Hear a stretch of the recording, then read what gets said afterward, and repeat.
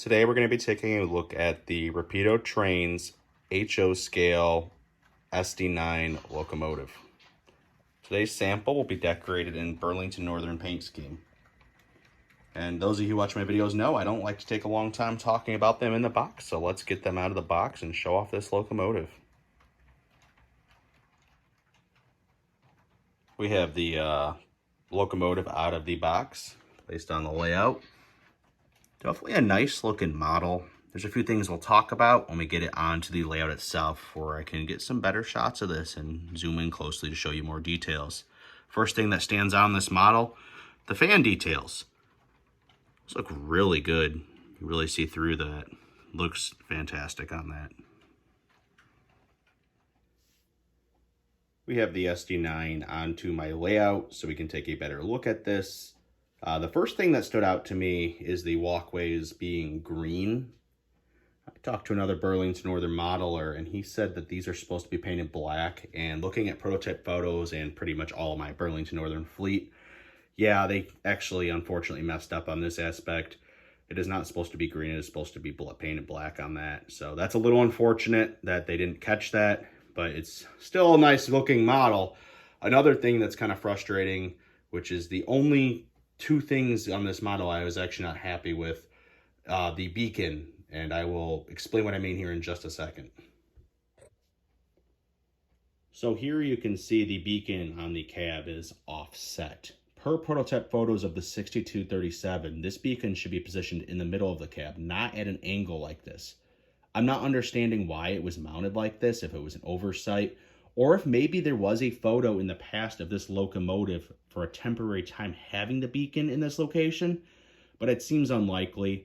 I've done a lot of research looking at photos of these units. I have never seen one in this position leaning like this. So it's very odd this got past research and development and made it into production if this is in fact an incorrect placement, which I believe it is. And unfortunately, that is not something you can easily fix. If you go to move the beacon, there's going to be a hole in the roof. So if you try to move it to the correct position, it's just going to be a lot of work you're going to be filling and painting, which you shouldn't have to do for a model that costs as much as this does. And like I said, back with the walkways, I did consult prototype photos of the 6237. Those should be black, not green. That's a little bit easier to correct. You can remove the handrails and mask off and paint that. But this beacon issue is kind of a, that's going to be a difficult thing if you really want to get that in the correct position. Like I said, I'll redact my statement on this if somebody can provide a photo of the beacon offset like this. However, I've not seen it. I've seen a lot of videos and a lot of photos of these, so definitely a little unfortunate on Rapido's ends. These are my only two gripes with the model. The rest of the detail on this thing is pretty good, and let's show that off. I just wanted to kind of get the, not negative aspect, but kind of the, incorrect things out of the way at the start of the video.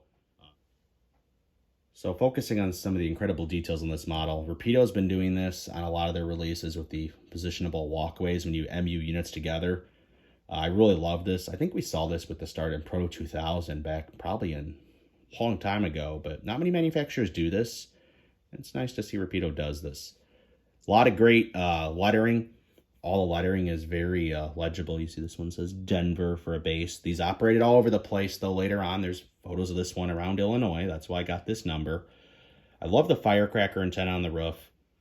The speed recorder cable, too. There was a lot of good detail on this. You can see the cab is slightly glowing. They do have illuminated control stand, which we'll zoom closer and take a look at.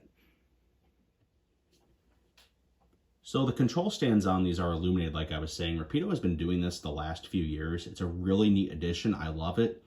This model on the SD9, they're a little bit brighter than some of the other ones like the GP38 and other models I've shown off.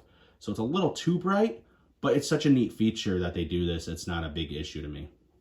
We'll cover more of the lighting here later on in the video. I just wanted to show this off while we were kind of in the general vicinity of this locomotive, this cab. Looking at the roof of this locomotive, you will also see the Leslie RS3K horn. There's the prime manufacturing beacon, which we talked about earlier. I didn't really specify what model this is. This is a prime manufacturing model, which has the 4 bulbs on the prototype that would simulate a rotating beacon. Rapido did do the 4 LED beacon again on this, which is really, really cool. So that's nice. We'll show that off later. You get your winterization hatch, and like I talked about earlier in the video, at the start of the video actually, is these fans. The detail on those with the fan blades is really good looking. So we're at the rear of the locomotive. You get a good look at the distinct SD9 and SD7 style ladder grab irons. I've always kind of liked those, kind of neat. There's your handbrake right there. So yeah, let's get this powered up. I mean, she's got some power to her. Some of the lights, like the number boards and walkway lights, as well as the control stand lights, are already on. But let's go through some of the other lighting functions. These classification lights do actually work. I love that. Now, some of the lighting functions, like the number boards and your walkway lights down here, they come on as soon as power is applied, as well as the interior instrument lights. If you notice, the headlights are lower on this. This engine used to have a gyro light, and this is the modernized version, so it's been removed, and the headlight was kept in the original spot. We also get a good chance. One more detail I almost forgot to talk about was the all-weather cab window. I really like that, and your windshield wipers look pretty nice too. Just gives you a good chance to look at the details, such as the vents. They'll stand out pretty well. So without further ado, let's get into more lighting. I love those number boards. They're not overpowering and they're not too dim. They're just right. And these, like I said earlier, talking about these are becoming a thing on scale trains and Rapido, those walkway lights. Really great to see that in the hobby. We have the classification lights, as well as the headlight turned on. These are directional, so if the locomotive was going reverse, they would turn off on this end and be on the long hood end. There's also directional red marker lights, so this can be at the rear of a train, and you'd have these red. So it's pretty neat they do this. Let's show the red ones off now. I've placed the locomotive in reverse, so the classification lights are now red, acting as markers on the train. I've also gone ahead and turned on the prime Stratolight beacon. Rapido is very innovative in the fact they actually use 4 separate LEDs on their beacons to mimic a prime beacon. The first person in the hobby to this was actually a gentleman by the name of Aaron Hine, and he actually makes these beacons. Rapido kind of went with what he did and produced it on for their models, and it looks fantastic. It looks a little yellow, so I'm going to show you towards the end of this video a quick tip on how you can make these more amber in appearance rather than the bright yellow it is. We're here at the rear of the unit. You see the headlight number boards and the step lights, and I'll demonstrate the directional marker lights. So they turn red, so now this would be the rear of the train. Pretty neat feature they do. And this is the same with the white classification lights as well. Now the horn on the prototype would be a Leslie S3K. In the Rapido manual for these locomotives, it's stated that they are all equipped with the S3L as default, but you do have the ability to change that. It sounds nice, but it's not correct what this would have had. But like I said, that's all changeable, so you can listen to that.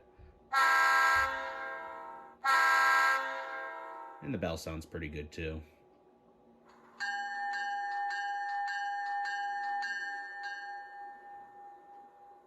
Let's fire this locomotive up and get some run-bys with it.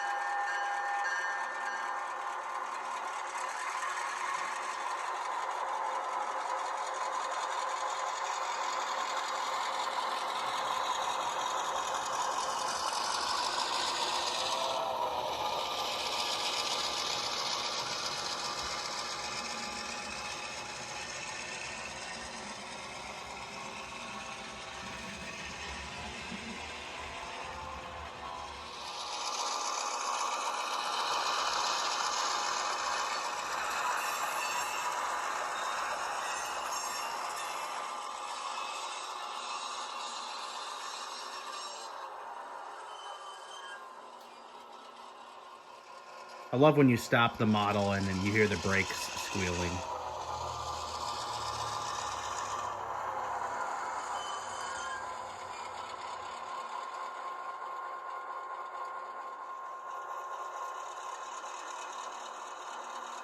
The model has excellent slow speed performance.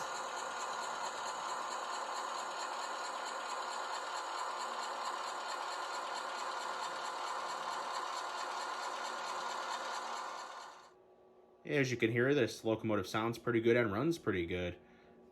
With Rapido's classic sense of humor, they do have a few sound slots on the high 20s reserved for various movie sayings and slogans and jingles. So we'll play like one or two of those. As always, I'll let you guys hear the rest of them for yourself when you buy this model. There's a lot more sounds I didn't necessarily play on the decoder. That is all listed in the owner's manual. You can check that out when you get that. I try to go over as much as I can that most everyday modelers will use, but some of the user-triggered sounds and stuff, I kind of let everybody else look at. Here are some of the funny sounds in the high 20 range. It's no downstream beer. It's no city beer. It's Coors. Go ahead. Make my day. As I said earlier in the video, we're going to take this beacon and go from this yellow color to a more amber, which is more prototypical. So we'll show you the process of that now.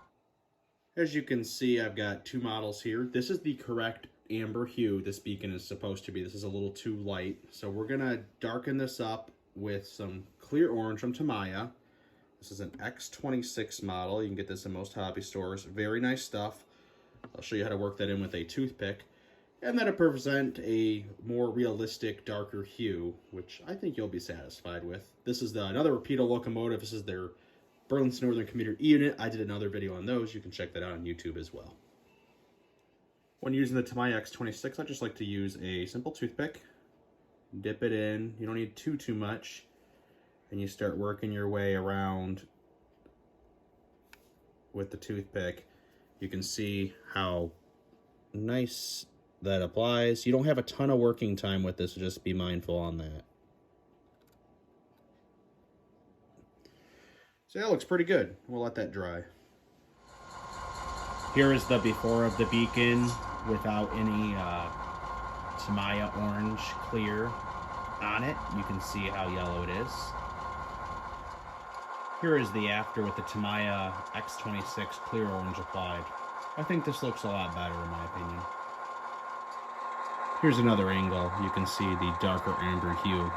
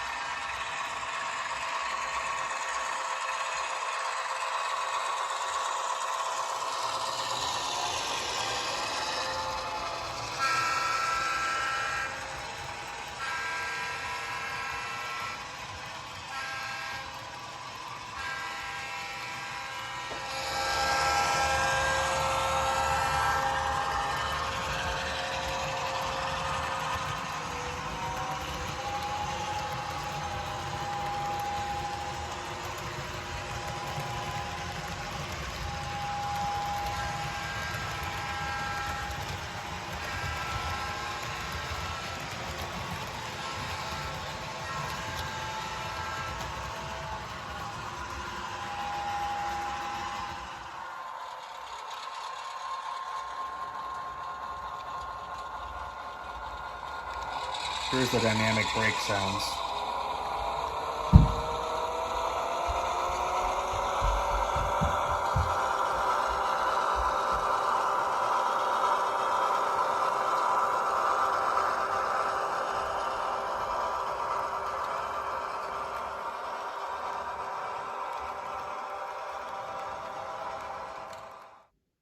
Well, this concludes the video. Overall, I'm satisfied with this locomotive. I would be more impressed if the walkways are the correctly painted black color and the beacon was in the correct location.